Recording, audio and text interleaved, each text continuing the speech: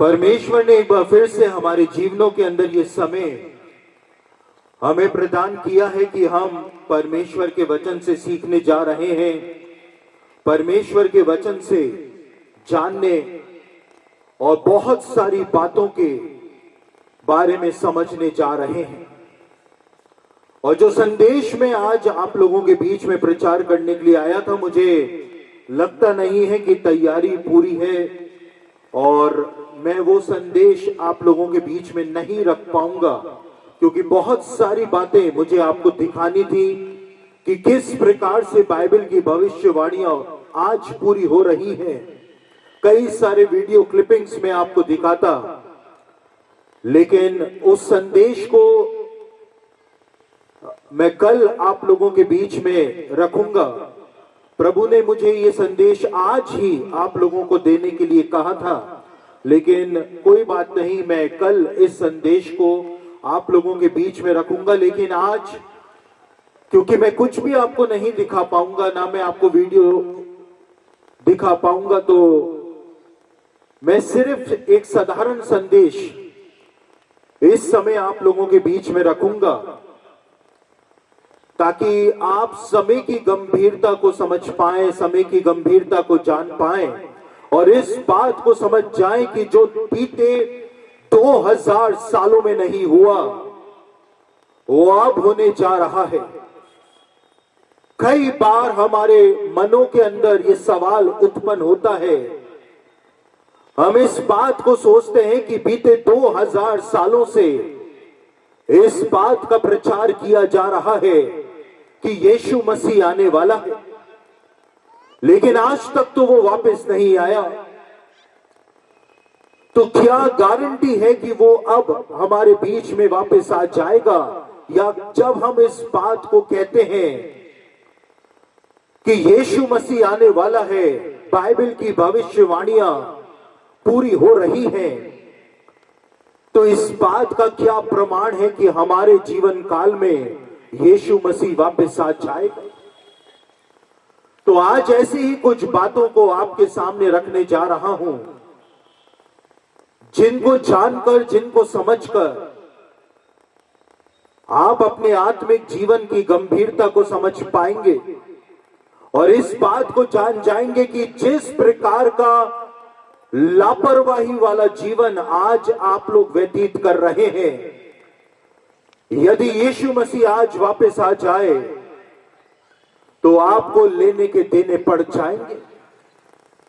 तो कुछ वचनों को हम पहले पढ़ लेते हैं, जहां से हम अपने अध्ययन की शुरुआत करेंगे, या यूं कहें कि जिन वचनों के अंदर हमारे आज शाम के संदेश की थीम पाई जाती है, उन वचनों को आपके सामने पढ़ रहा हूं। यहां पर लिखा हुआ है इब्रानियों की पत्री, उसका 10 अध्याय 37 से लेकर 39वें वचन तक आपके सामने पढ़ रहा हूं।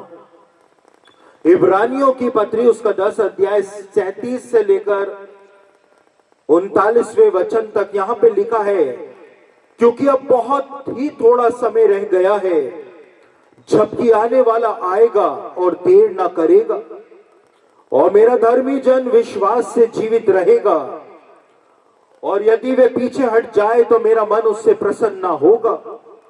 पर हम हटने वाले नहीं कि नाश हो जाएं, पर विश्वास करने वाले हैं कि प्राणों को बचाएं।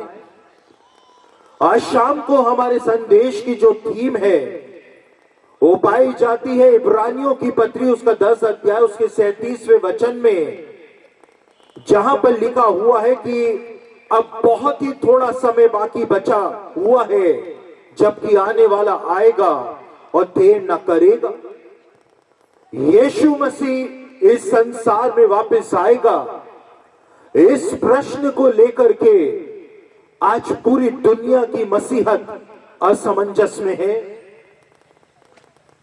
क्या यीशु मसीह आएगा या वो नहीं आएगा, इस बात को लेकर के आज दुनिया का हर एक मसीही, चाहे वो किसी भी देश का, किसी भी कलीसिया का, किसी भी डिनोमिनेशन का ही मानने वाला क्यों ना हो, लेकिन इस बात को लेकर के परेशान है कि यीशु मसीह का दूसरा आगमन होगा भी या नहीं होगा। क्योंकि इतनी भयानक घटनाएं, इतनी खतरनाक घटनाएं आज हम पहली बार मानव इतिहास के अंदर घटित हो रही हैं कि उन घटनाओं को देखने के बाद एक आम मसीही इस बात को लेकर के असमंजस में पड़ जाता है कि जब ये सब बातें आज पूरी हो रही हैं तो क्या वास्तव में यीशु के दूसरे आगमन का समय निकट आ गया है। और आज इज़राइल के अंदर भविष्यवाणियां पूरी हो रही हैं, दुनिया के अलग अलग देशों में भविष्यवाणियां पूरी हो रही हैं। पूरी दुनिया के अंदर त्राही त्राही मची हुई है, पूरी दुनिया जो है वो बेचैन है, पूरी दुनिया घबराई हुई है कि कल क्या होने जा रहा है। लेकिन जहां आज पूरी दुनिया इस बात को लेकर के परेशान है कि भविष्य में क्या होने जा रहा है, वहीं एक अजीब प्रकार का सन्नाटा कलीसियाओं के अंदर पसरा हुआ है। कोई भी मसीही बाइबल की भविष्यवाणियों के बारे में बात कर ही नहीं रहा है। बात की जा रही है तो सिर्फ चंगाइयों की, बात की जा रही है तो सिर्फ आशीषों की, बात की जा रही है तो सिर्फ भविष्यवाणियों की कि मेरे साथ क्या होने जा रहा है, मुझको कैसे आशीष मिल जाएगी, मुझको कैसे पैसे मिल जाएंगे। बस इसी बारे में कलीसियाओं के अंदर बात की जा रही है। लेकिन एक अजीब प्रकार का सन्नाटा कलीसियाओं के अंदर पसरा हुआ है और कोई भी बाइबल की भविष्यवाणियों के ऊपर ना तो ध्यान दे रहा है, ना ही उस बारे में सोच रहा है। परमेश्वर के एक दास जिनका नाम है पॉल मैकग्वायर, और उन्हीं का एक और साथी है जिसका नाम है ट्रॉय एंडरसन, उन्होंने अपनी किताब के अंदर इस बात को लिखा कि आज दुनिया में 10 में से 8 मसीही लोग इस बात के ऊपर विश्वास करते हैं कि यीशु मसीह वापस आने वाला है, लेकिन उसके बावजूद कलीसियाओं के अंदर यीशु के दूसरे आगमन पर बिल्कुल भी प्रचार नहीं किया जाता है। परमेश्वर के एक महान दास हुए जिनका नाम टिम लाहाय था। 2016 में उनकी मृत्यु हो गई, लेकिन अपनी मृत्यु से पहले जो उन्होंने अपना अंतिम इंटरव्यू दिया, उस इंटरव्यू के अंदर टिम लाहाय ने इस बात को कहा कि पहली बार मानव इतिहास के अंदर बाइबल की इतनी भविष्यवाणियां एक साथ एक ही समय में पूरी हो रही हैं, जो इस बात का स्पष्ट संकेत प्रदान कर रही है कि यीशु मसीह आने वाला है। और अंत के इतने चिन्ह आज की पीढ़ी में प्रकट हो रहे हैं जो इस बात के प्रमाण मसीहों के सामने प्रकट कर रहे हैं कि यीशु मसीह आने वाला है, लेकिन उसके बावजूद कोई भी बाइबल की भविष्यवाणियों की तरफ ध्यान नहीं दे रहा है। और ये एक बहुत बड़ी विडंबना है कि आज जब बाइबल की भविष्यवाणियां पूरी हो रही हैं और हम मसीही लोग अपने घरों में आराम से बैठे हुए हैं, ये एक ऐसा समय है जब हमको चिल्ला चिल्ला करके दुनिया को बताना चाहिए कि जो बाइबल के अंदर लिखा हुआ है वो एक एक शब्द आज पूरा होता चला जा रहा है। लेकिन हम अपने ही झमेलों के अंदर ऐसे फंसे हुए हैं कि हमको पता ही नहीं है कि परमेश्वर अपने वचन को अब पूरा करके समाप्त करने जा रहा है। लूका रचित सुसमाचार उसका 21 अध्याय उसके 24वें वचन को पढ़ें तो वहां पर यीशु मसीह ने एक भविष्यवाणी अंत के दिनों के विषय में प्रदान करी। और वहां पर लूका रचित सुसमाचार उसके 21वें अध्याय के 24वें वचन में यीशु ने अपने शिष्यों के सामने यरूशलेम को लेकर के एक भविष्यवाणी करी। वहां पर यीशु ने यहूदियों के बारे में बताया। यीशु ने कहा कि यहूदी तलवार का निवाला बन जाएंगे और सब देशों के लोगों में बंधुए होकर पहुंचाए जाएंगे, और जब तक अन्य जातियों का समय पूरा ना हो तब तक यरूशलेम अन्य जातियों से रौंदा जाएगा। यीशु मसीह ने एक संकेत, एक चिन्ह, एक भविष्यवाणी अंत के दिनों के विषय में प्रदान करी, और यीशु ने इस बात को कहा कि जब तक अन्य जातियों का समय पूरा ना हो जाए, यरूशलेम अन्य जातियों के द्वारा, दुनिया के देशों के द्वारा रौंदा जाएगा। और यीशु ने अपनी भविष्यवाणी के अंदर एक संकेत, एक हिंट जो थी वो प्रदान कर दी थी कि अन्य जातियों का समय एक हद तक यरूशलेम के ऊपर बना रहेगा। यानी यीशु ने बताया था कि अन्य जातियों का अधिकार एक समय पर आकर के यरूशलेम के ऊपर से समाप्त हो जाएगा, और जब तक अन्य जातियों का अधिकार यरूशलेम के ऊपर बना रहेगा तब तक मसीह का आगमन नहीं होगा। लेकिन अंत के दिनों में जब अन्य जातियों का अधिकार यरूशलेम पर से समाप्त हो जाएगा, तो ये वो समय होगा जब यीशु के दूसरे आगमन को हम और भी ज्यादा निकट आते हुए देखेंगे। कलीसिया इतिहास के अंदर बीते 2000 सालों में यीशु के द्वारा की गई ये भविष्यवाणी कभी भी पूरी नहीं हुई। यीशु ने कहा था यहूदी तलवार का निवाला बन जाएंगे, और 2000 सालों से यहूदी लोग तलवार का निवाला जो है वो बने रहे थे। और आज की तारीख में भी आप इजराइल देश को देखें तो यहूदी लोग जो है वो तलवार का निवाला बने हुए हैं।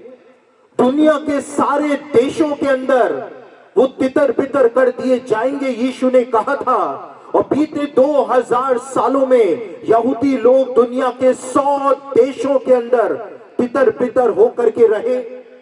पहले रोमन सेना ने यरूशलेम के ऊपर अपना अधिकार कायम कर लिया, उसके बाद मसीही राजाओं ने यरूशलेम के ऊपर अपना अधिकार कायम कर लिया, उसके बाद मुस्लिम सुल्तानों ने यरूशलेम के ऊपर अपना अधिकार कायम कर लिया, उसके बाद अंग्रेजों ने यरूशलेम के ऊपर अपना अधिकार कायम कर लिया। यरूशलेम जो था बीते 2000 सालों से अन्य जातियों के अधिकार के अंदर चला गया था। लेकिन यीशु ने एक संकेत अपनी भविष्यवाणी में दिया, और यीशु ने इस बात को कहा कि अन्य जातियों का समय, अन्य जातियों का अधिकार यरूशलेम पर से एक समय पर आकर के खत्म हो जाएगा। और पहली बार कलीसिया इतिहास में मैं और आप, हम लोगों ने, सिर्फ हम लोगों ने कलीसिया इतिहास के 2000 सालों में जितने भी मसीही लोग हुए, वो इस भविष्यवाणी को पूरा होते हुए देखना चाहते थे कि ये भविष्यवाणी कैसे पूरी होगी, यरूशलेम पर से अन्य जातियों का अधिकार कैसे समाप्त होगा। और पहली बार हम उस पीढ़ी के अंदर शुमार हैं जिन्होंने अपनी आंखों से इस भविष्यवाणी को यरूशलेम के अंदर पूरा होते हुए देखा। 6 दिसंबर 2017 को अमेरिका के जो राष्ट्रपति थे डोनाल्ड ट्रंप, उन्होंने व्हाइट हाउस के अंदर आकर के एक ऐलान किया, और डोनाल्ड ट्रंप के मुंह से जब एक एक शब्द निकल रहा था, वो यीशु मसीह के द्वारा की गई इस भविष्यवाणी को 6 दिसंबर 2017 को पूरा कर रहा था। और डोनाल्ड ट्रंप जो उस समय अमेरिका के राष्ट्रपति थे, उन्होंने इस बात का ऐलान किया था कि यरूशलेम पर से अन्य जातियों का अधिकार हमेशा हमेशा के लिए खत्म किया जाता है, और यरूशलेम को हमेशा हमेशा के लिए यहूदियों की राजधानी के रूप में प्रमाणित कर दिया जाता है। और जैसे ही डोनाल्ड ट्रंप ने इस बात को बोला, वैसे ही यीशु के द्वारा की गई ये भविष्यवाणी पूरी हो गई। जब यीशु ने कहा था कि एक समय आएगा जब यरूशलेम पर से अन्य जातियों का अधिकार समाप्त हो जाएगा और यरूशलेम वापस यहूदियों के अधिकार में चला जाएगा। और पहली बार आज हमारे समय में आकर के यरूशलेम जो है वो पूरी तरह से यहूदियों के अधिकार में आ चुका है। 1967 के अंदर इजराइल ने यरूशलेम के ऊपर कब्जा किया था, लेकिन दुनिया के किसी भी देश ने, यहां तक कि अमेरिका तक ने भी इस बात की मंजूरी नहीं दी थी कि यरूशलेम पर यहूदियों का अधिकार माना जाएगा। लेकिन पहली बार दुनिया की सबसे बड़ी महाशक्ति, उसने इस बात का ऐलान कर दिया कि यरूशलेम पर से अन्य जातियों का सारा अधिकार जो है वो अब खत्म किया जा रहा है। पहली बार कलीसिया इतिहास में हमने इस भविष्यवाणी को अपनी आंखों के सामने पूरा होते हुए देखा।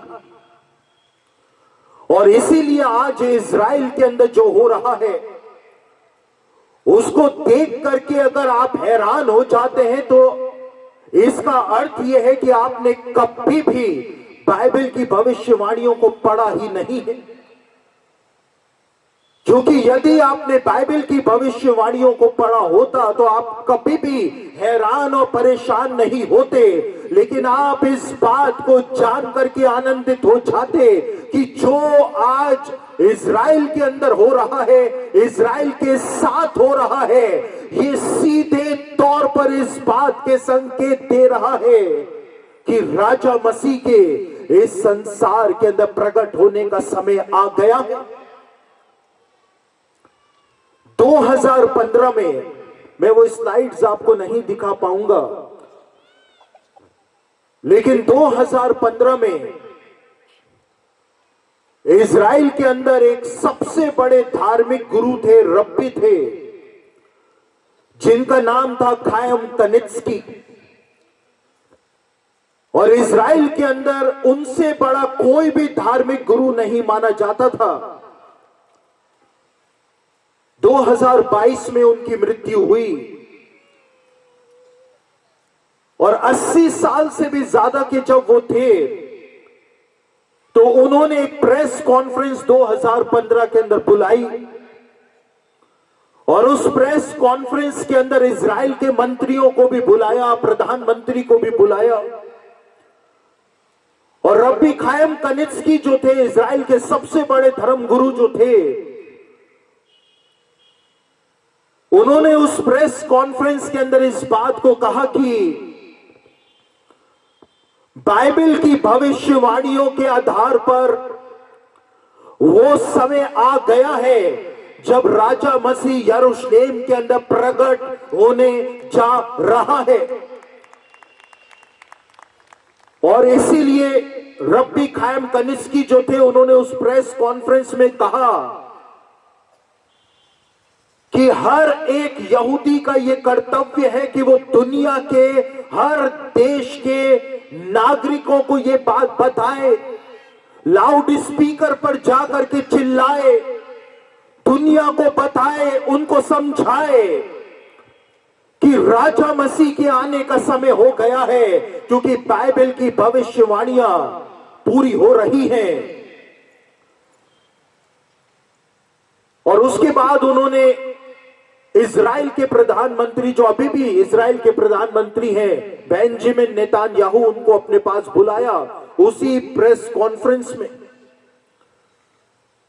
और बेंजामिन नेतन्याहू के सर पर हाथ रख करके, जो इजराइल के सबसे बड़े धर्मगुरु थे खायम कनित्स्की, उन्होंने इस बात को कहा कि मेरे बेटे,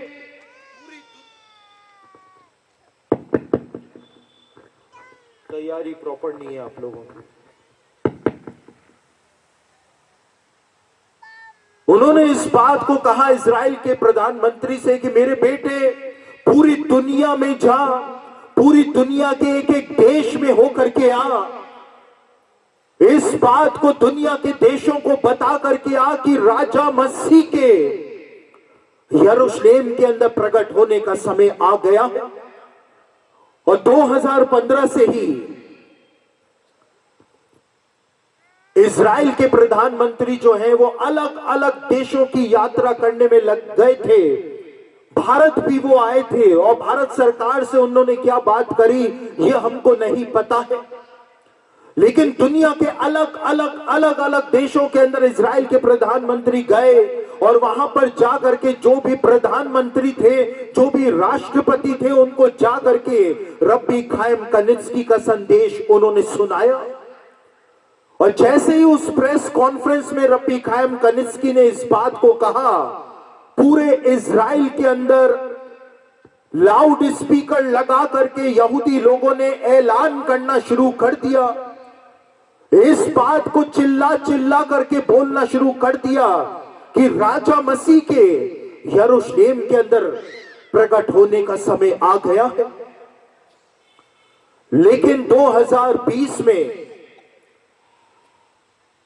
अमेरिका के जो राष्ट्रपति थे डोनाल्ड ट्रंप, ये बातें मैं आपको इसलिए बता रहा हूं ताकि आप समय की गंभीरता को समझ सकें, क्योंकि आप चाहे माने या ना माने, चाहे आप ढीठ बन जाएं, लेकिन ये बात सच है कि आप अपने आत्मिक जीवन को लेकर के गंभीर नहीं है। और आज मसीहत के अंदर कहा जा रहा है कि आत्मिक रिवाइवल आ रहा है, आत्मिक जागृति आ रही है, स्पिरिचुअल रिवाइवल आ रहा है। लेकिन जो मेरा अनुभव है, जो अनुभव से मैंने इतने सालों से 25 साल मुझको सेवा करते हुए हो गए,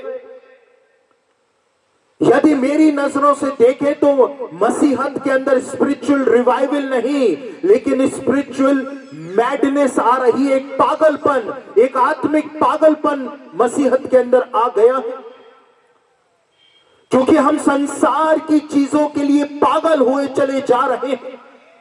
कोई भी अपने नाम के आगे भविष्यवक्ता लगा करके आ जाता है तो हम ऐसे भागते हैं जैसे कि पता नहीं क्या हो गया।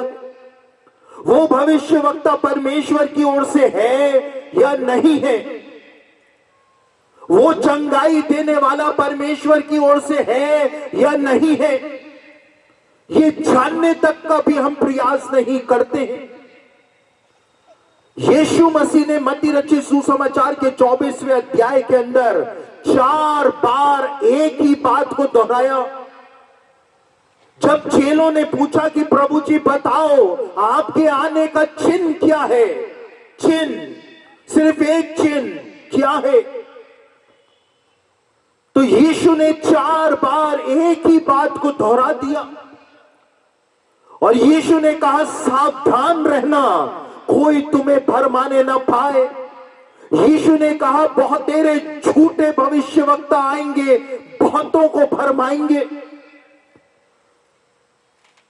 लेकिन क्योंकि एक आत्मिक पागलपन मसीहत के अंदर छाया हुआ है, पागल हो रखे। कल हमारे ऑफिस के अंदर एक बहन ने मैसेज किया हमारे ऑफिस के व्हाट्सएप के ऊपर, आपके यहां की नहीं, शायद महाराष्ट्र की वो बहन थी, और उसने मैसेज किया कि मैंने मेरे पति की दूसरी शादी होते हुए देखी है सपने में, तो अब आप प्रार्थना करके बताओ कि प्रभु ने मुझको ये सपना क्यों दिखाया। क्या मेरे पास कोई दूसरा काम नहीं है कि उसके सपनों के अर्थ ढूंढता फिरूं? मेंटल हो गए हैं, ऐसे ऐसे प्रार्थना निवेदन हमारे पास आते हैं, आपको सीधा लगेगा कि ये लोग आत्मिक नहीं है, ये मेंटल है, पागल है।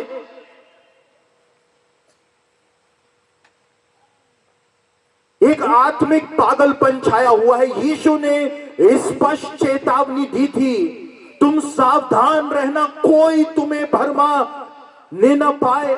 और चौथी बार जब यीशु ने इसी चेतावनी को दोहराया तो यीशु ने कहा कि ऐसे भरमाने वाले आएंगे कि वो तो चुने हुओं को भी भरमा करके रख देंगे। यदि आप सोचते हैं, आप दावा ठोकते हैं कि आपको कोई भरमा नहीं सकता है, तो आप गलत फहमी में अपना जीवन व्यतीत कर रहे हैं।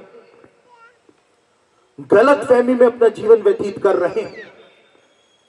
कोई भी भविष्य वक्ता, मेरी बात बहुत ध्यान से सुन ले, क्योंकि मेरे अलावा इस बात को बोलने की हिम्मत भी कोई नहीं रखता है और कोई बोलेगा भी नहीं।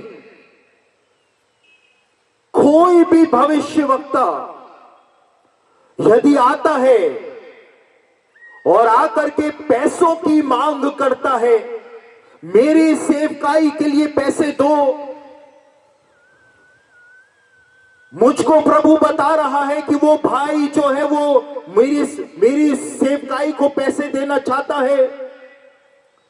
कोई भी भविष्य वक्ता यदि कहता है कि मैं यदि इस सभा में प्रचार करने आऊंगा तो मुझको 50,000 रुपए चाहिए, मुझको 1,00,000 रुपए चाहिए, मुझको 75,000 रुपए चाहिए, कोई भी भविष्य वक्ता, कोई दूसरा प्रचारक हो तो कोई बात नहीं, कोई इवेंजलिस्ट हो, सुसमाचार प्रचारक हो, चंगाई देने वाला हो, अलग बात है, लेकिन कोई भी भविष्य वक्ता यदि आकर के पैसे मांगता है, ये क्राइटेरिया है बाइबल के अंदर कि जो भविष्य वक्ता पैसे की मांग करता है उसको परमेश्वर के पवित्र आत्मा ने नहीं भेजा होता है।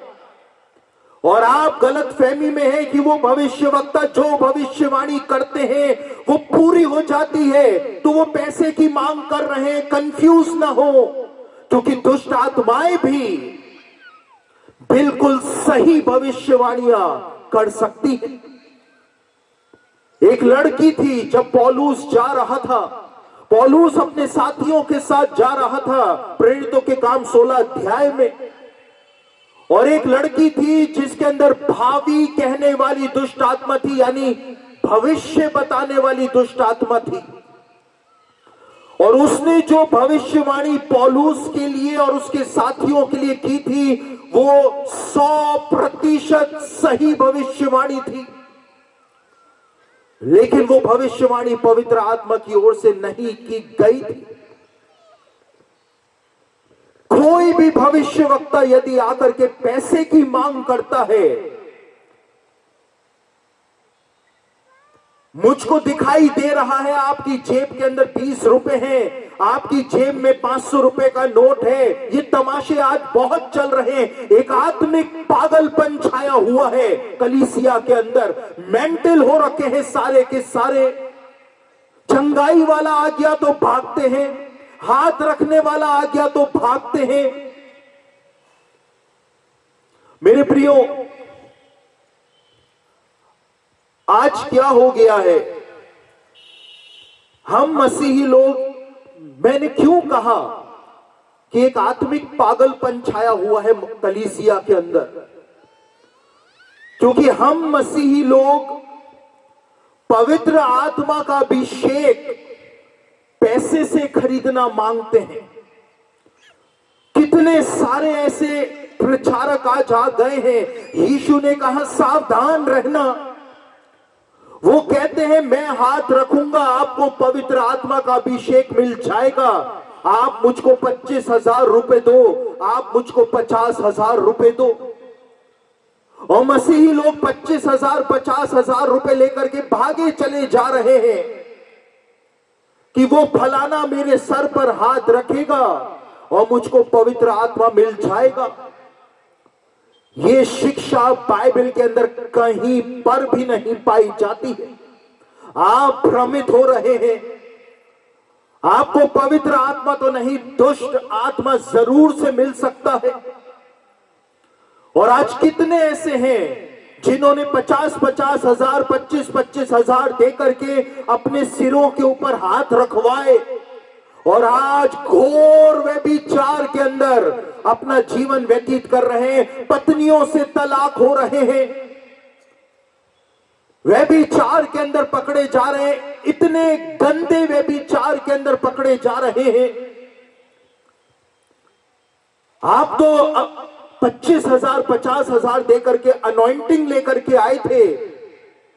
कौन सी अनॉइंटिंग लेकर के आ गए?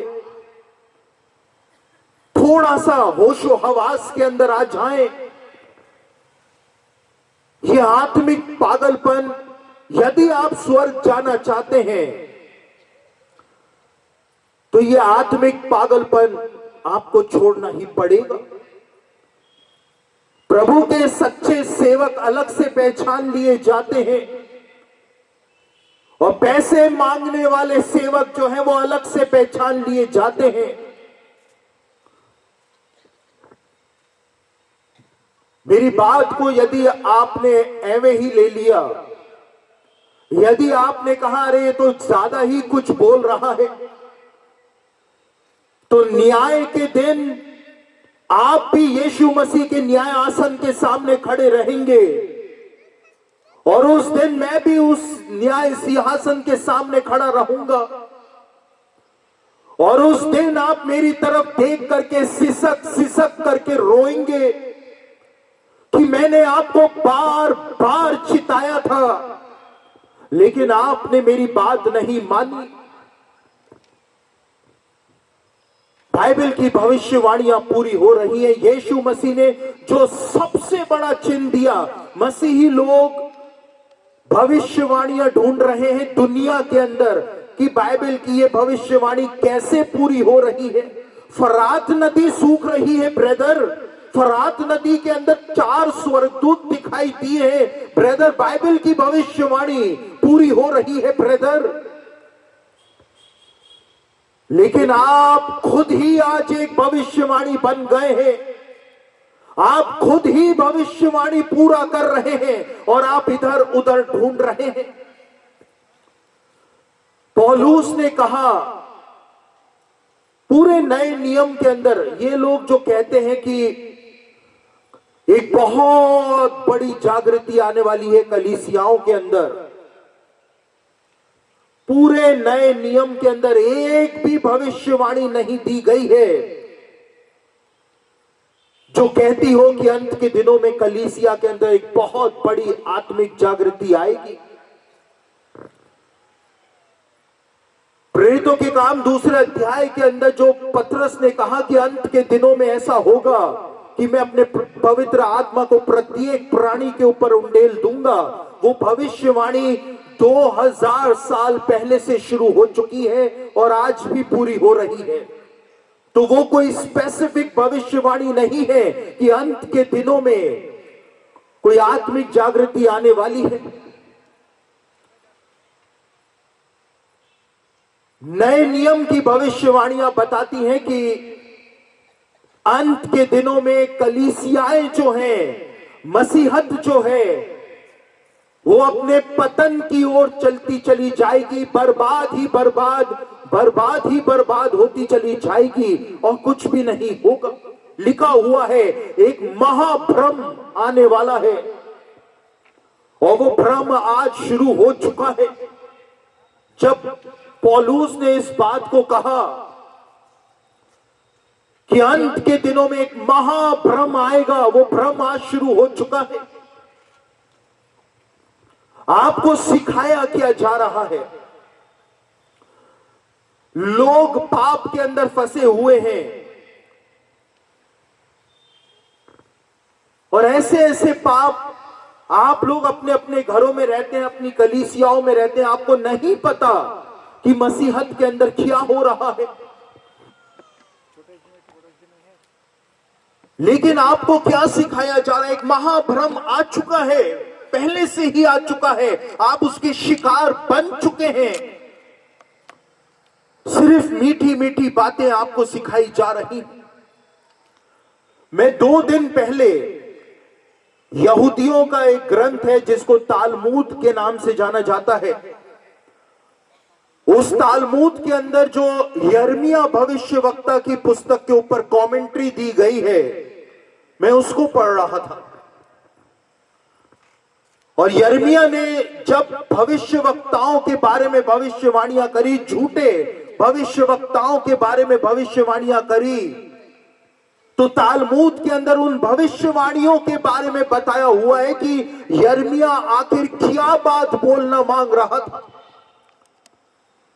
और तालमूद के अंदर इस बात को बताया गया है कि जब यिर्मयाह ने कहा कि वो झूठे भविष्यवक्ता हैं, तो कहने का मतलब यह था कि वो यहूदियों को सिर्फ आशीषों वाली भविष्यवाणियां दिया करते थे। आज क्या हो रहा है, आप मेरा संदेश सुन लेंगे, आप पवित्र आत्मा से भर जाएंगे। बाप का राज समझा है क्या? तेरा संदेश सुन करके कोई पापी पवित्र आत्मा से भर जाएगा? पवित्र आत्मा देने का काम सिर्फ यीशु मसीह का है। 25,000 रुपए लेकर के, 50,000 रुपए लेकर के कोई कहता है कि मैं पवित्र आत्मा तुमको दे दूंगा, किसी की भी भरमाने में ना आए। सिर्फ यीशु मसीह पवित्र आत्मा आपको प्रदान कर सकता है। घर बैठे फ्री में आपको प्रदान कर सकता है।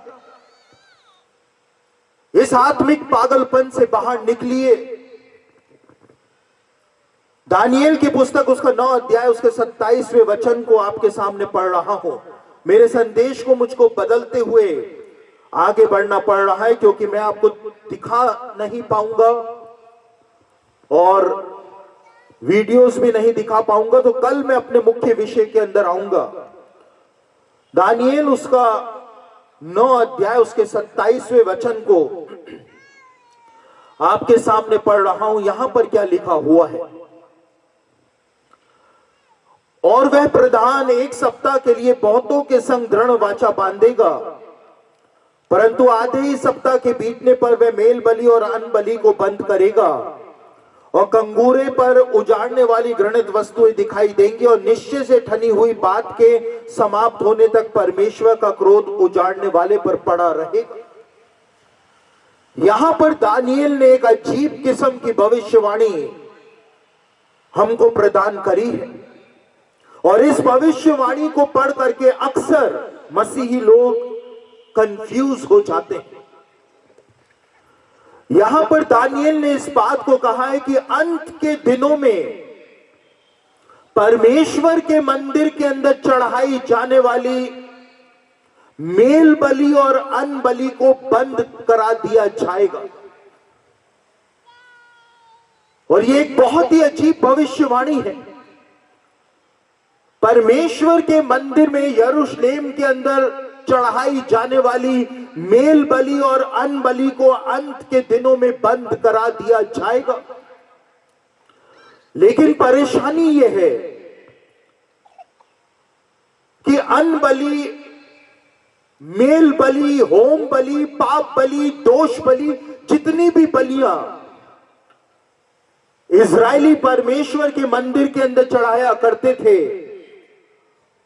वो बीते 2000 सालों से वैसे ही बंद हो रखी, क्योंकि यीशु मसीह के स्वर्ग जाने के 40 सालों के बाद जब यहूदियों ने रोमन सेना के खिलाफ विद्रोह किया, तो रोमन सेना ने उस विद्रोह को इस प्रकार से कुचला कि परमेश्वर का भव्य मंदिर जो यरूशलेम के अंदर बना हुआ था, उस पूरे मंदिर को रोमन सेना ने टुकड़े टुकड़े कर दिया था। और आज भी वो पत्थर जो है आपको यरूशलेम के अंदर गिरे हुए वहां पर दिखाई दे जाएंगे। यीशु ने कहा था, यहां पर पत्थर भी न छूटेगा जो ढाया न जाएगा। और परमेश्वर का मंदिर जो था वो इतने बड़े पत्थरों से बना हुआ था, 900 टन, 1000 टन के जो वजनी पत्थर होते हैं, इतने बड़े बड़े पत्थरों से परमेश्वर का मंदिर बना हुआ था। और इसीलिए चेले यीशु के पास आए थे और कहा था, गुरुजी देखो कैसे कैसे पत्थरों से इस मंदिर को बनाया गया है। आज की हमारी जो आधुनिक क्रेनें हैं, वो क्रेनें भी सिर्फ 350 टन का वजन उठा सकती हैं, लेकिन परमेश्वर के मंदिर के अंदर 600 टन, 900 टन, 1000 टन के पत्थर भी उस जमाने में लगाए गए थे। जो आर्कियोलॉजिस्ट हैं उनका दिमाग चकरा जाता है कि कैसे इन पत्थरों को उठाया गया था और कैसे इनको सेट किया गया होगा। यीशु ने कहा था एक एक पत्थर गिरा दिया जाएगा, और रोमन सेना ने एक एक पत्थर जो था वो गिरा दिया था। आज भी आप यरूशलेम जाए तो वो पत्थर वहीं पर ही गिरे हुए आपको मिल जाएंगे। और पूरा यहूदी धर्म जो था वो खत्म हो गया था। यहूदी धर्म के ऊपर फरीसियों ने कब्जा कर लिया था, और आज जो यहूदी लोग जिस धर्म की पालना करते हैं इजराइल में, वो बाइबल के मूसा की व्यवस्था के आधार पर बना हुआ यहूदी धर्म नहीं है, लेकिन वो फरीसियों के द्वारा बनाया गया यहूदीवाद है। वो यहूदीवाद है, जुडाइज्म है। वो कोई धर्म नहीं है, वो सिद्धांत है। क्योंकि फरीसियों ने मंदिर के नाश होने के बाद यहूदी धर्म के ऊपर कब्जा कर लिया था, और क्योंकि फरीसी यीशु मसीह से जला करते थे, नफरत करते थे, इसलिए 2000 सालों में फरीसी सारे यहूदियों को यीशु मसीह से दूर ले गए। और सारी बलि विधान जो थे, हर प्रकार की बलियां जो थी, वो बीते 2000 सालों से बंद हो चुकी थी। लेकिन दानियल ने यहां पर एक अजीब बात हमारे सामने रख दी। दानियल कहता है कि अंत के दिनों में मेल बलि और अन्न बलि को बंद करा दिया जाएगा। जो चीज पहले से बंद है, 2000 सालों से बंद है, तो उसको कैसे बंद कराया जाएगा? वो तो पहले से ही बंद हो रखी है। यानी दानियल ने एक संकेत दिया था अपनी भविष्यवाणी में। दानियल ने इस बात को कहा था, इस बात के बारे में बताया था कि अंत के दिनों में मेल बलि और अन्न बलि को वापस से यहूदियों के द्वारा शुरू किया जाएगा। और तब वो समय आएगा जब मेल बलि और अन्न बलि को अंत के दिनों में बंद कराया जाएगा। और आपको जान करके हैरानी होगी, 2000 सालों के कलीसिया इतिहास में, 2000 सालों के यहूदी इतिहास में पहली बार 10 दिसंबर 2018 को वो हुआ जिसका संकेत यहां पर दानियल ने अपनी भविष्यवाणी में दिया था। और देखिए 2018 वो साल था जब इजराइल को वापस से बने हुए 70 साल पूरे हो गए थे। बाइबल के अंदर 70 साल को बहुत महत्वपूर्ण माना जाता है, क्योंकि एक पीढ़ी, बाइबल की एक पीढ़ी जो है वो 70 साल की मानी जाती है। और जब इजराइल को बने हुए 70 साल हो गए थे 2018 में, तो 10 दिसंबर 2018 को यरूशलेम के अंदर यहूदी लोग जो हैं, उन्होंने 2 बलि विधानों को वापस से आरंभ कर दिया 2018 से। और कौन से 2 बलि विधानों को शुरू किया? पाप बलि, दोष बलि नहीं, लेकिन जैसा दानियल ने यहां पर बताया था, यहूदियों के द्वारा 2 बलि विधान जो शुरू किए गए हैं, वो मेल बलि और अन्न बलि का विधान जो है वो वापस से 10 दिसंबर 2018 से यरूशलेम के अंदर शुरू कर दिया गया है। और हर साल यहूदी लोग जो हैं आज मेमने यरूशलेम के अंदर दिसंबर के महीने में काटते हैं। और जिस प्रकार से परमेश्वर ने कहा था कि अन्न बलि को तुम चढ़ाना, तेल से चुपड़ी हुई रोटियों को तुम चढ़ाना, बिल्कुल वैसे स्पेसिफिक नियमों के तहत यहूदियों ने इस बलि विधान को, दोनों बलि विधान जो है इनको आरंभ कर दिया है।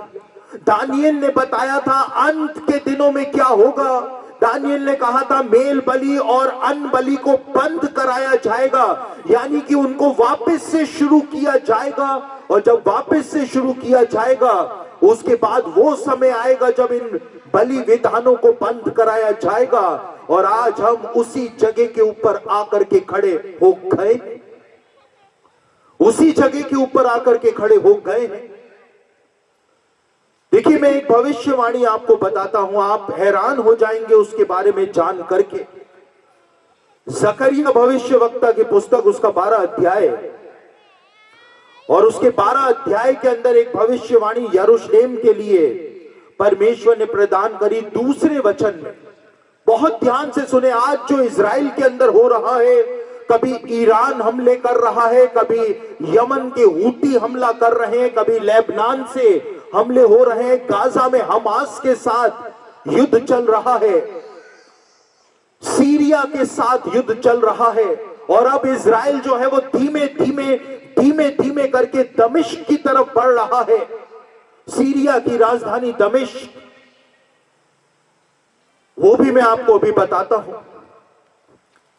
यहां पर जकरिया उसका 12 अध्याय उसके दूसरे वचन में, देखो मैं यरूशलेम को चारों ओर की सब जातियों के लिए लड़खड़ा देने के मद का कटोरा ठहरा दूंगा। यहां पर परमेश्वर कहता है अंत के दिनों में क्या होगा। हिंदी की बाइबल में, हिंदी की हमारी बाइबल में लिखा है, परमेश्वर कहता है मैं देश देश के लोगों के लिए यरूशलेम को मद का कटोरा या शराब का प्याला बना दूंगा। यहां पर यह लिखा है हिंदी की बाइबल। इंग्लिश में भी पढ़ेंगे तो वहां पर यही बात लिखी है कि मैं शराब का प्याला यरूशलेम को बना दूंगा सारे देशों के लिए। लेकिन पुराना नियम जो है वो मूल रूप से हिब्रू भाषा में लिखा गया था, और हिब्रू भाषा के अंदर शराब का प्याला शब्द का इस्तेमाल नहीं किया गया है जकरिया के द्वारा।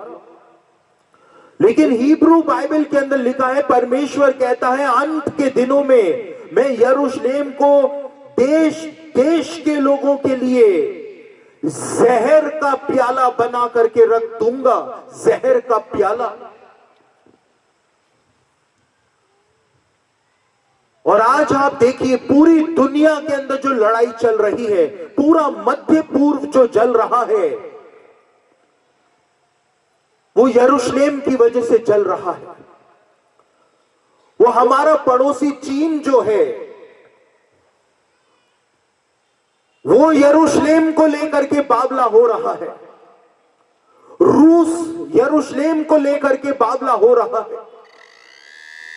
जिनका यरूशलेम से कोई लेना देना नहीं है, वो यरूशलेम को लेकर के बावले हो रहे हैं। लिखा हुआ है, परमेश्वर ने कहा मैं यरूशलेम को जहर का प्याला बना दूंगा देश देश के लोगों के लिए, और वो उसको पिएंगे, और पीने के बाद क्या होगा, वही होगा जो आज देशों का हाल मध्य पूर्व के अंदर हो रहा है। और ये शराब का प्याला, ये जहर का प्याला, यहूदी रब्बी इस बात को कहते हैं अपनी कमेंट्रीज में। मेरी बात बहुत ध्यान से सुने, जिन विचारों को नींद आ रही है वो भी सुन ले।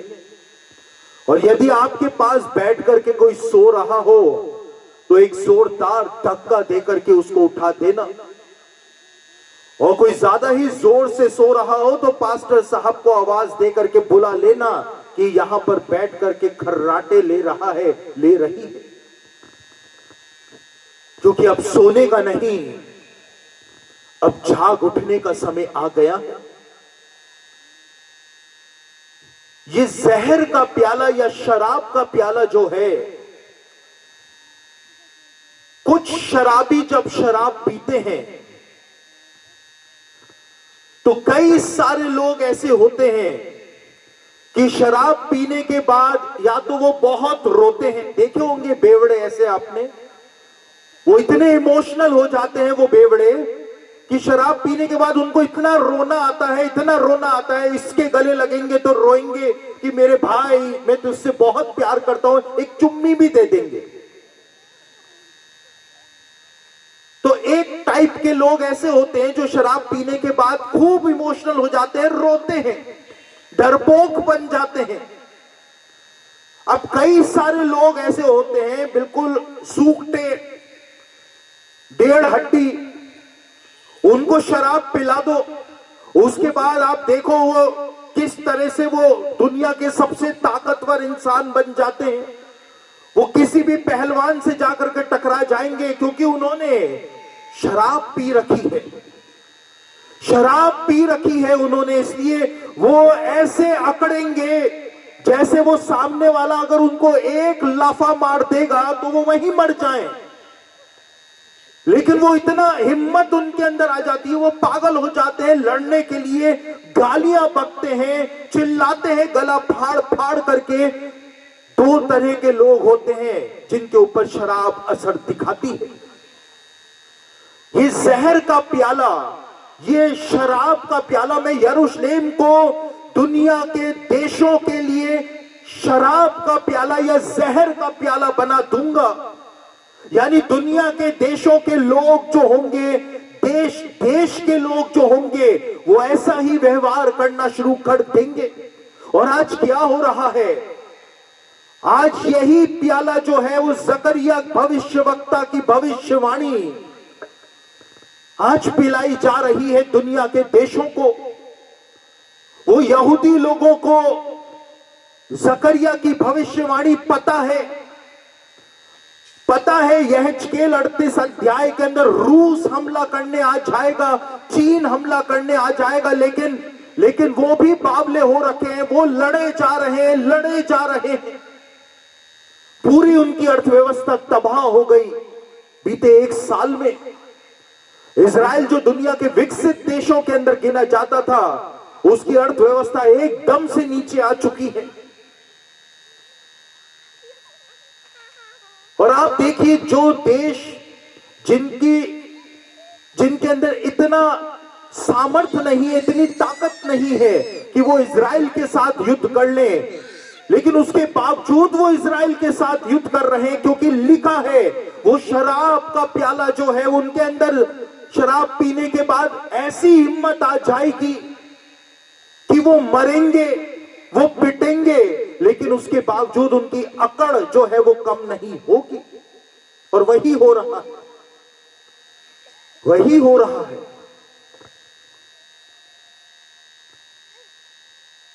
मध्य पूर्व के अंदर यरूशलेम आज दुनिया के देशों के लिए जहर का प्याला बना हुआ है, मदिरा का प्याला बना हुआ है। और 2018 से परमेश्वर की भविष्यवाणी की जो घड़ी है, उस घड़ी ने बहुत तेजी के साथ चलना शुरू कर दिया है। और परमेश्वर की भविष्यवाणी की उसी घड़ी के तहत ये कोरोना वायरस भी बीच में आया था। और मेरे प्रियो, कोरोना वायरस जब आया 2020 में,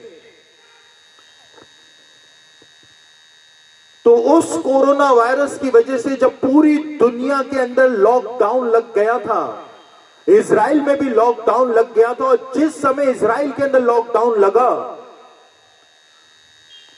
उस समय यहूदी लोग जो थे वो फसह का पर्व मनाने जा रहे थे। और यहूदी इतिहास के अंदर जो बड़े बड़े यहूदी रब्बी हुए, उन्होंने फसह के पर्व के लिए एक भविष्यवाणी प्रदान की हुई थी।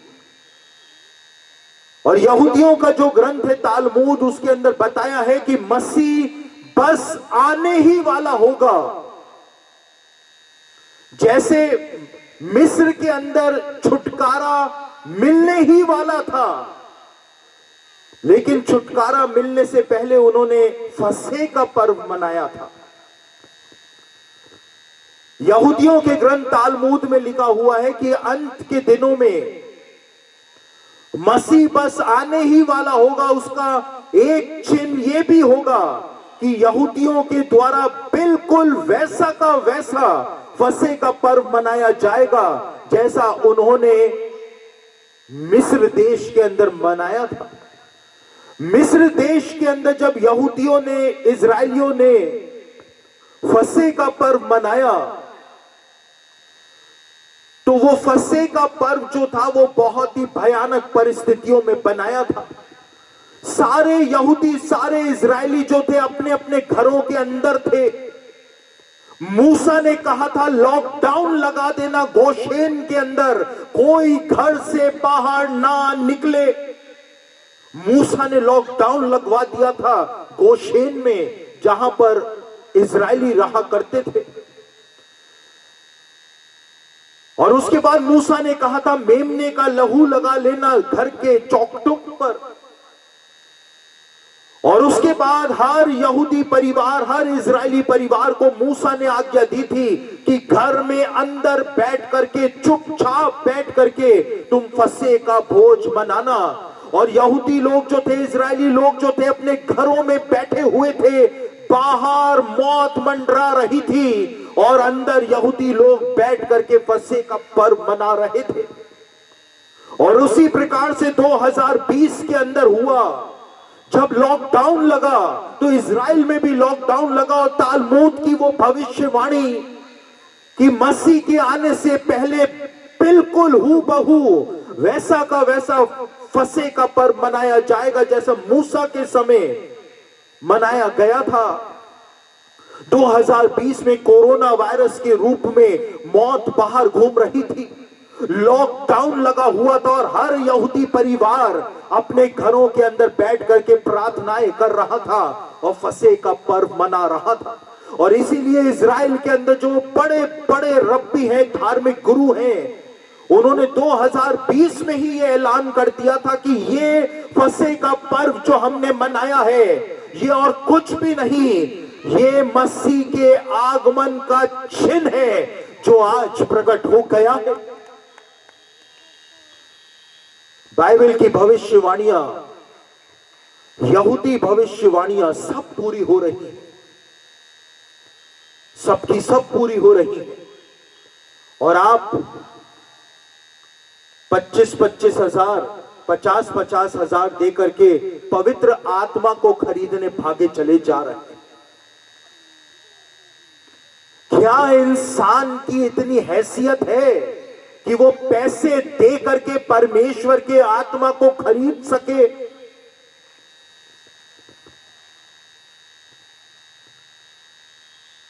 दानिएल उसका 9 अध्याय उसके 24वें वचन की भी एक भविष्यवाणी को आपके सामने रख देता हूं। मैं ज्यादा लंबा प्रचार नहीं करूंगा क्योंकि मुझे बिना स्लाइड दिखाए मैं आपको कुछ भी नहीं समझा सकूंगा।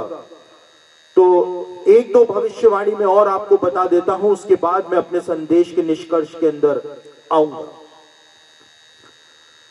दानिएल उसका 9 अध्याय उसके 24वें वचन के अंदर क्या लिखा हुआ है, बहुत ध्यान से इस भविष्यवाणी को आप देखिएगा। तेरे लोग और तेरे पवित्र नगर के लिए 70 सप्ताह ठहराए गए हैं कि उनके अंत तक अपराध का होना बंद हो और पापों का अंत और अधर्म का प्रायश्चित किया जाए और युग युग की धार्मिकता प्रकट हो और दर्शन की बात पर और भविष्यवाणी पर छाप दी जाए और परम पवित्र का अभिषेक किया जाए। यहां पर दानिएल ने इस बात को बताया है कि अंत के भी अंत में क्या होगा। अंत के भी अंत के अंदर परम पवित्र जो है यानी कि राजा मसीह जो है उसका अभिषेक, राज्य अभिषेक जो है वो यरूशलेम के अंदर किया जाएगा, क्योंकि यीशु मसीह जब भी आएगा वो यरूशलेम के अंदर ही आएगा। और यशाया की पुस्तक के 66वें अध्याय के 6ठे वचन के अंदर लिखा हुआ है कि यीशु मसीह का न्याय आसन जो है वो मोरिया पर्वत के ऊपर परमेश्वर के नए मंदिर के अंदर लगाया जाएगा। लिखा हुआ है यशाया 66:6 में कि परमेश्वर के मंदिर से चिल्लाहट की आवाज सुनाई दे रही है, क्योंकि परमेश्वर अपने शत्रुओं को उनकी करनी का फल दे रहा है, यानी न्याय कर रहा है। तो यहां पर दानियेल ने बताया है कि जब परम पवित्र आएगा यरूशलेम में, तो परम पवित्र का राज्य अभिषेक किया जाएगा। बाइबल के जमाने में जब भी किसी याजक का, महायाजक का या किसी राजा का अभिषेक इज़राइल में किया जाता था, तो हमेशा अभिषेक का तेल उसके सिर के ऊपर उंडेल करके उसका अभिषेक किया जाता था। और निर्गमन उसका 30 अध्याय पढ़े तो वहां पर अभिषेक का तेल बनाने की 5 सामग्रियों के बारे में बताया गया है कि अभिषेक का तेल जो है वो 5 सामग्रियों को मिला करके तैयार किया जाता था। यहां पर दानियेल ने बताया है कि जब मसीह आएगा तो उसका राज्य अभिषेक यरूशलेम में किया जाएगा अभिषेक के तेल के द्वारा। लेकिन समस्या यह रही कि जब रोमन सेना ने परमेश्वर के मंदिर को तबाह कर दिया 2000 साल पहले,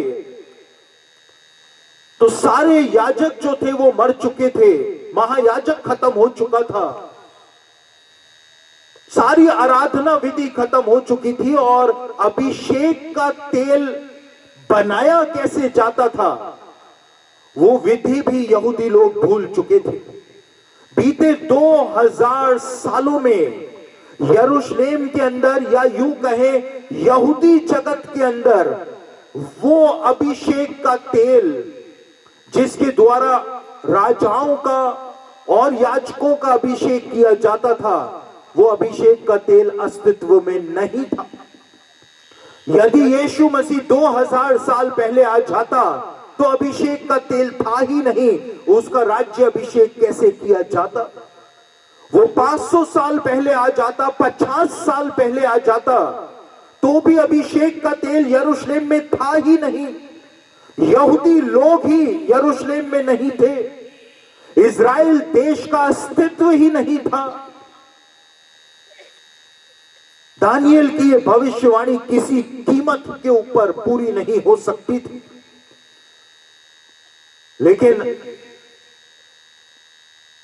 1948 में, 1948 में जब इज़राइल देश वापस से बना,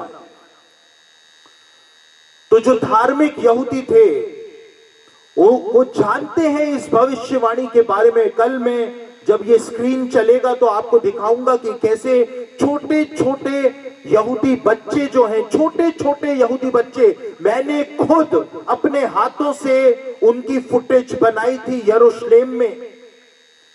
तो मनगढ़ंत बातें नहीं बोल रहा हूं, मैं वहीं पर ही खड़ा हुआ था दाऊद के मकबरे के सामने, और दाऊद के मकबरे के सामने मैं खड़ा हुआ था और मैंने अपने मोबाइल कैमरे से वो फुटेज बनाई थी कि छोटे छोटे यहूदी बच्चे जो हैं, उनको पता है कि बाइबल की भविष्यवाणियों में क्या लिखा हुआ है और क्या होने जा रहा है, और ये जो हो रहा है वो क्यों हो रहा है। ये शर्म की बात है हमारे लिए। हम जो यहूदी लोगों को तुच्छ जानते हैं, उनको अपमानित करते हैं। छोटे छोटे मासूम यहूदी बच्चों को पता है बाइबल की भविष्यवाणियों में क्या लिखा हुआ है, और बुजुर्ग से बुजुर्ग मसीही को नहीं पता है कि बाइबल की भविष्यवाणियां अंत के दिनों के बारे में क्या कहती है। मेरे हाथ में जब इज़राइल का झंडा था, भारत का झंडा था जब मेरे हाथ में, और हम नाजरत के अंदर थे, और नाजरत के अंदर जब मैं भारत के झंडे को लेकर के चल रहा था, तो जो यहूदी दुकानदार थे वो अपने दुकानों में से बाहर निकल करके आज गए और उन्होंने तालियां बजानी शुरू कर दी, चिल्लाना शुरू कर दिया, होतू होतू, क्योंकि यहूदी लोग भारत को होतू कहते हैं, हिंदुस्तान यानी होतू। और कई सारे यहूदी दुकानदारों ने इंडिया इंडिया चिल्लाना शुरू कर दिया। क्यों कर दिया? क्योंकि छोटे छोटे मासूम बच्चों तक को पता है वहां पर कि बाइबल की भविष्यवाणियों में क्या लिखा हुआ है। और क्यों भारत के झंडे को देख करके उन्होंने ऐसे चिल्लाना शुरू कर दिया था। क्यों वो पागल हो गए थे?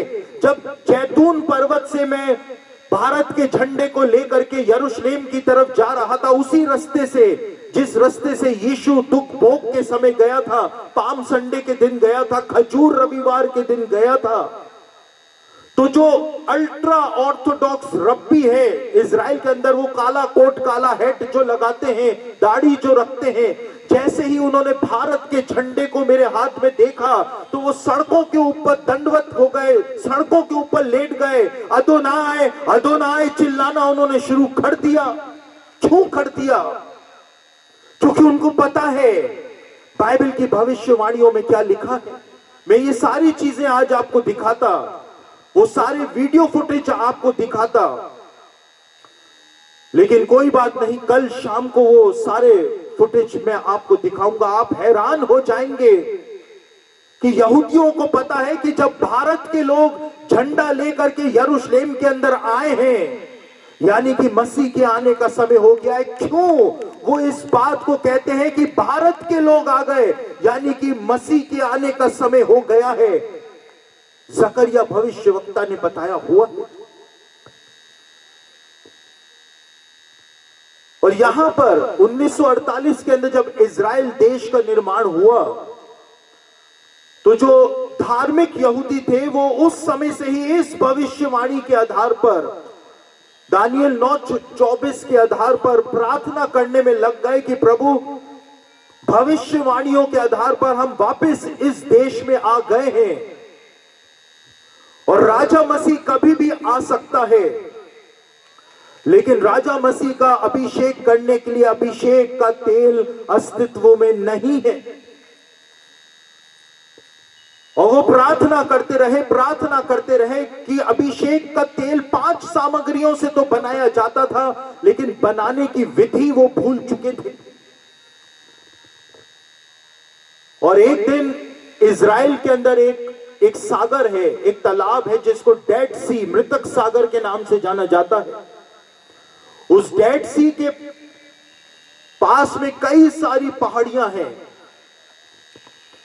उन पहाड़ियों के अंदर जब इजराइल के पुरातत्व शास्त्री आर्कियोलॉजिस्ट जब खुदाई कर रहे थे, तो वहां पर उनको तांबे का एक स्क्रॉल मिला। 2000 साल पुराना तांबे का एक स्क्रॉल मिला। स्क्रॉल यानी लपेटी, लिपटा हुआ था।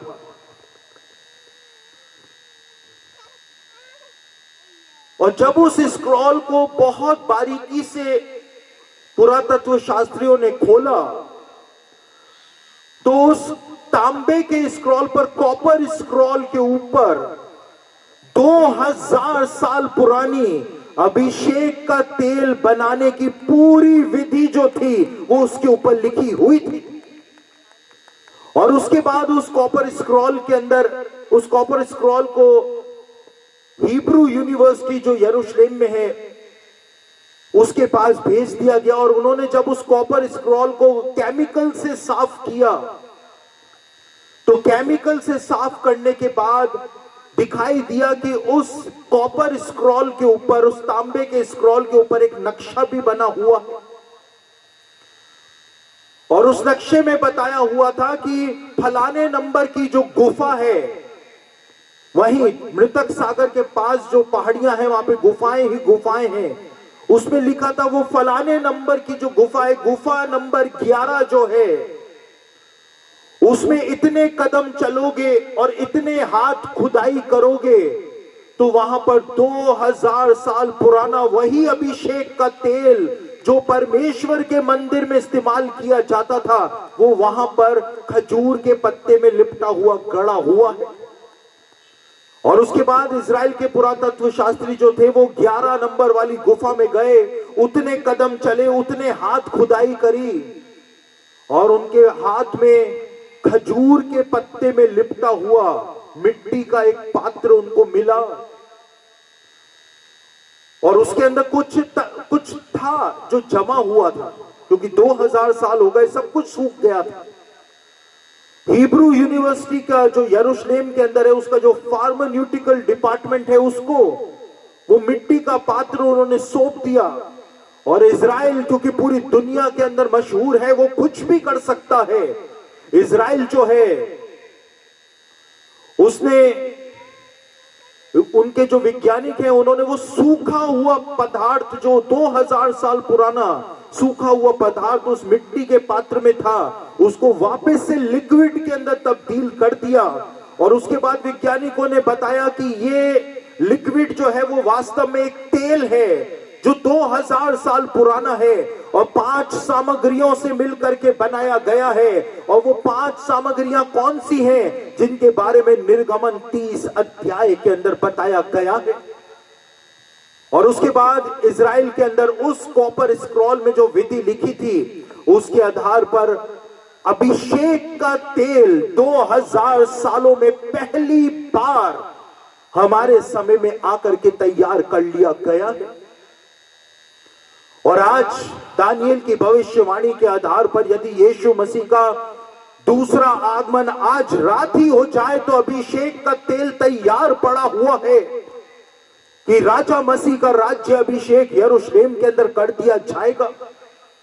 सिय्योन पर्वत के ऊपर मसीह के मुकुट को तैयार किया जा रहा है कि जब राजा मसीह आएगा तो उसका राज्य अभिषेक तो किया जाएगा, लेकिन राजा को मुकुट पहनाया जाएगा। तो एक स्पेशल मुकुट जो है वो सिय्योन पर्वत पर यहूदी रब्बी तैयार कर रहे हैं।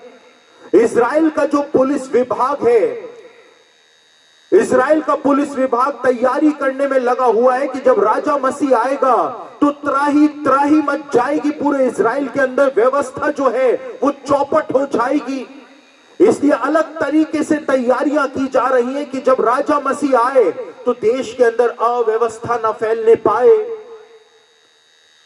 और इजरायली पुलिस ने एक अलग से टुकड़ी तैयार करी है, वो रोज प्रैक्टिस करते हैं, रोज सुबह वो पुलिस की टुकड़ी प्रैक्टिस करती है।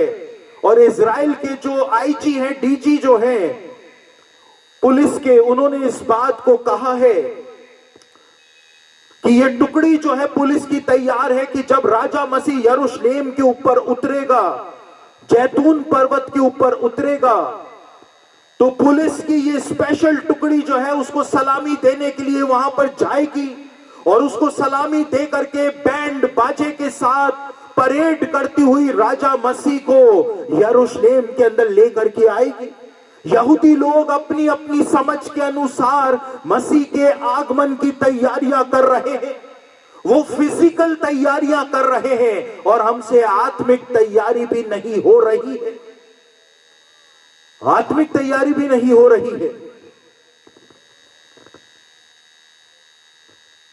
मसीह के मुकुट को तैयार किया जा रहा है,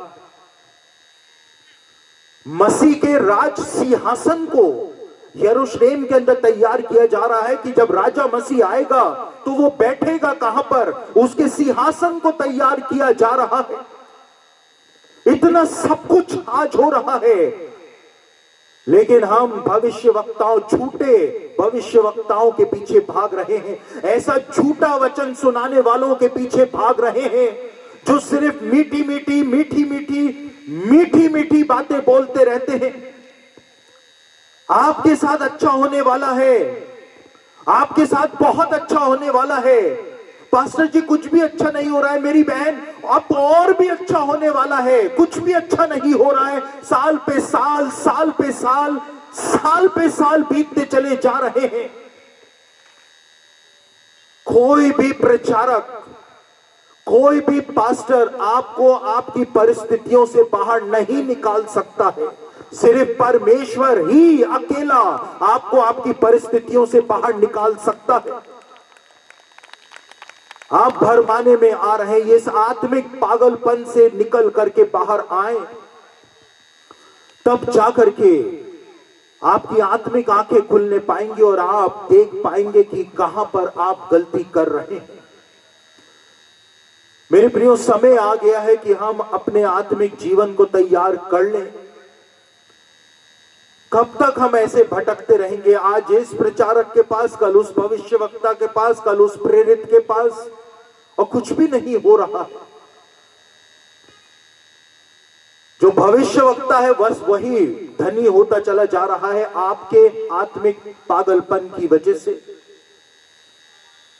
प्रेरित जो हैं वो धनी होते चले जा रहे हैं आपके पागलपन की वजह से, क्योंकि आपको परमेश्वर के वचन में जो लिखा है उस पर विश्वास नहीं है। अभी बीते कुछ दिनों पहले हमारे ऑफिस के अंदर एक बहन ने मैसेज किया। बहुत आते हैं ऐसे पागलों के मैसेज हमारे पास, बहुत आते हैं पागलों के फोन भी, वो मसीही पागल हैं।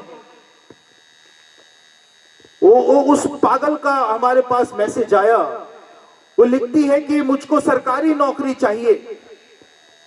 तो मैंने उसको जवाब दिया, क्योंकि स्टाफ ने मुझे दिखाया उसका प्रार्थना निवेदन। मैंने कहा बहन हम आपके लिए प्रार्थना करेंगे, आप मेहनत करो, फ्री फोकट में थोड़ी ना सरकारी नौकरी मिल जाएगी। मैं प्रार्थना कर दूंगा, मेरी खुद की तो कभी सरकारी नौकरी लगी नहीं, मेरी प्रार्थना करने से तेरी लग जाएगी। मैंने कहा बहन मैं प्रार्थना करूंगा, आप मेहनत करो। तो उसका जवाब क्या आया आप सुनिएगा। मैं क्यों कह रहा हूं मेंटल है, क्यों कह रहा हूं। उसका जवाब आया कि अगर मेरे को ही मेहनत करनी है तो फिर परमेश्वर क्या करेगा। उसके बाद मैंने उसको, क्योंकि ऐसे मैसेज पढ़ करके बाइबल में लिखा है कि जो लोग व्यवस्था का विरोध करते हैं तो व्यवस्था का पालन करने वाले उनसे लड़ते हैं। तो मैंने उसको जवाब दिया, मैंने कहा बहन परमेश्वर ने कोई ठेका थोड़ी ना ले रखा है। वो कह रहे, वो उसने कहा कि अगर मेरी सरकारी नौकरी परमेश्वर नहीं लगा सकता है तो मैं तो मानूंगी ही नहीं कि परमेश्वर है या नहीं है। तो मैंने उसको कहा भाई आपकी सरकारी नौकरी जो है वो परमेश्वर के लिए कोई सर्टिफिकेट नहीं है कि आपकी सरकारी नौकरी लगेगी तो ही आप मानोगे कि परमेश्वर है या नहीं है। परमेश्वर को कोई फर्क नहीं पड़ता है। तो उसका वापस से मैसेज आया। आप देखिए ये बहस करने वाली दुष्ट आत्मा, उसको प्रार्थना करानी है और बहस करनी है, लड़ना है और लड़ करके परमेश्वर से लेना है कि भाई मैं तो तभी मानूंगी कि तू है जब मेरी सरकारी नौकरी लग जाएगी, मैं क्यों करूं मेहनत। तो उसका मैसेज आया कि मैंने परमेश्वर को ग्रहण किया है, सब कुछ छोड़ के ग्रहण किया है। अगर वो मेरी सरकारी नौकरी नहीं लगा सकता है तो मेरा फायदा क्या हुआ सब कुछ छोड़कर उसको ग्रहण करने का। मैंने कहा आत्मिक पागलपन के शिकार हो रखे हैं, मेंटल हो रखे हैं, उनकी बुद्धि जो है वो काम नहीं दे रही है, क्योंकि वचन तो कभी पढ़ते हैं नहीं।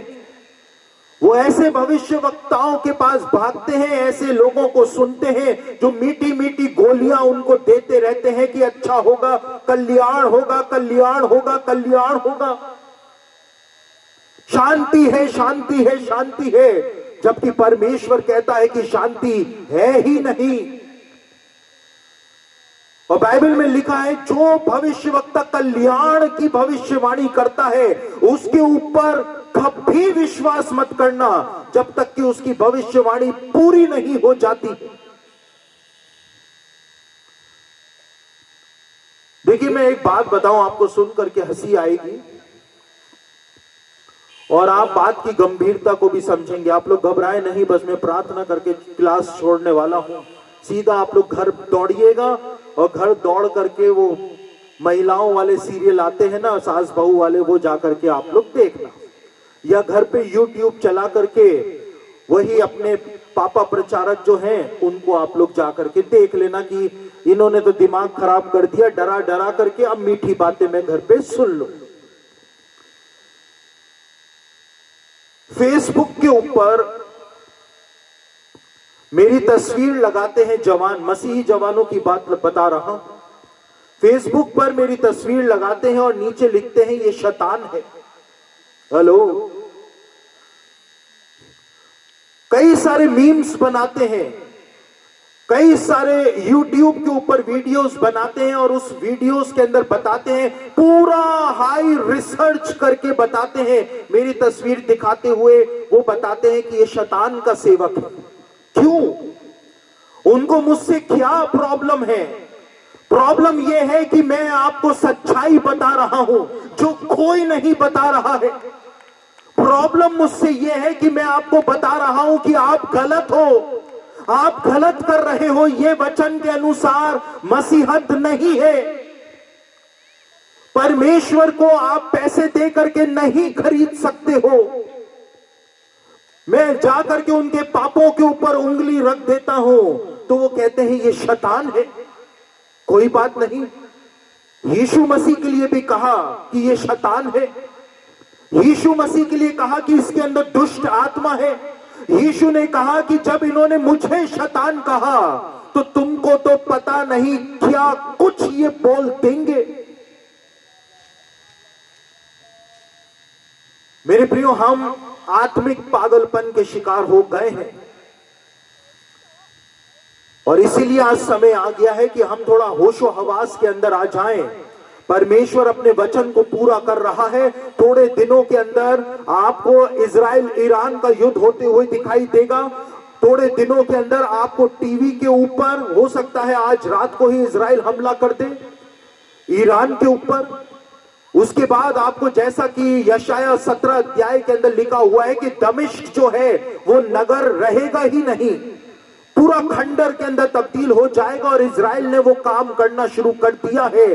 दमिश्क के ऊपर इतनी गोला बारूद इजराइल जो है वो बरसा रहा है कि दमिश्क नाम का नगर, डेमिस्कस सिटी जो है सीरिया में, वो खंडर में तब्दील होता चला जा रहा है। भविष्यवाणियां पूरी हो रही है। और जब ये सब कुछ होगा उसके बाद परमेश्वर का नया मंदिर यरूशलेम के अंदर हम बनते हुए देखेंगे। वही तो दी एंड है। हम अंत के भी अंत में आ गए हैं। आज यदि ये प्रोजेक्टर मेरे को चला करके, ये स्क्रीन मेरे को चला करके दे देते, आप यहां पर कुर्सियों पर बैठ नहीं पाते। आपकी कुर्सियां इतनी गर्म हो जाती कि उछल उछल करके खड़े हो जाते। मैं ऐसी भविष्यवाणियां आपको दिखाने के लिए आया था और वो सब बातें हम कल शाम को सीखेंगे, समझेंगे। आप इस समय की गंभीरता को समझें। ये समय ऐसे ही हाथ से ना निकल जाने दे, क्योंकि ये समय कभी भी फिर लौट करके वापस नहीं आने वाला है। क्योंकि लिखा है इब्रानियों की पत्री के अंदर, अब बहुत ही थोड़ा समय बाकी बचा है जब आने वाला आएगा। और अब वो बिल्कुल भी देर नहीं करेगा, बिल्कुल देर नहीं करेगा। हम अपनी आंखें बंद करेंगे। मैं आपके लिए प्रार्थना करने जा रहा हूं। कोई इधर उधर ना देखे। आपको जो भी प्रॉब्लम है आप परमेश्वर के सामने उसको रख दें। परमेश्वर हर एक चीज को जानता है, देखता है। सर्वशक्तिमान पिता परमेश्वर प्रभु, आपके लोग जो आपके नाम के कहलाते हैं, इनके जीवनों के अंदर आपके वचन का बीज बो दिया गया है। प्रभु जी, आप इनके ऊपर अनुग्रह करें, दया करें, कृपा करें। प्रभु जी, इनके जीवन इसी प्रकार से नाश न हो जाने पाए। इनकी आत्मिक आंखों को खोल दे प्रभु। जो बातें अभी तक ये नहीं जानते थे, अभी तक नहीं समझते थे, वो इनको समझ में आनी शुरू हो जाने पाए। प्रभु जी, एक बड़ा बदलाव इनके आत्मिक जीवन के अंदर आने पाए। प्रभु जी, आप अपनी महिमा को प्रकट करें। प्रभु जी, ये लोग अलग अलग प्रकार की समस्याओं से, परेशानियों में फंसे हुए हैं। प्रभु, आप इनको छुटकारा दें। प्रभु जी, ये लोग यहां पर बैठ करके अपने मन में जो भी आपसे प्रार्थना कर रहे हैं, उस प्रार्थना का उत्तर इनको मिल जाने पाए यीशु मसीह के सामर्थी नाम से। प्रभु, मैं इनको आपके हाथों में सौंप रहा हूं। आपसे प्रार्थना करता हूं, अपनी महिमा, कृपा, दया इनके ऊपर प्रकट करें। इनके बीमार शरीरों को आप छू लें प्रभु।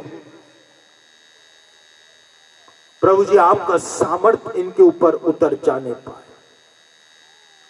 मैं पूरी तरह से इनको आपके हाथों में सौंपता हूं। प्रभु जी इन सभाओं का आयोजन आपके द्वारा किया गया है ताकि आपके लोग सच्चाई को जान सके, आपके लोग भरमाने में ना आ सके प्रभु, इसलिए आपने इन सभाओं का आयोजन करवाया है।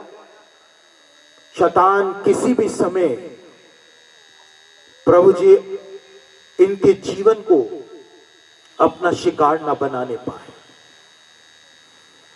आपसे प्रार्थना करता हूं कि ये समय जो आपने हम सबको दिया है प्रभु जी, इसके अंदर शैतान कोई भी बाधा उत्पन्न ना करने पाए। इन सभाओं के अंदर आने वाली हर एक बाधा को मैं यीशु मसीह के सामर्थी नाम से रिब्यूक करता हूं प्रभु। आपसे प्रार्थना करता हूं कि जो काम पवित्र आत्मा ने यहां पर करने के लिए ठाना है वो काम इन 3 दिनों में हो जाने पाए यीशु मसीह के सामर्थी नाम से। प्रभु जी आप अपने लोगों को आजादी दें प्रभु जी, हर प्रकार की आजादी आप इनको प्रदान कर दें प्रभु। मैं इनको आपके हाथों में सौंप रहा हूं यीशु मसीह के सामर्थी नाम से, आमीन।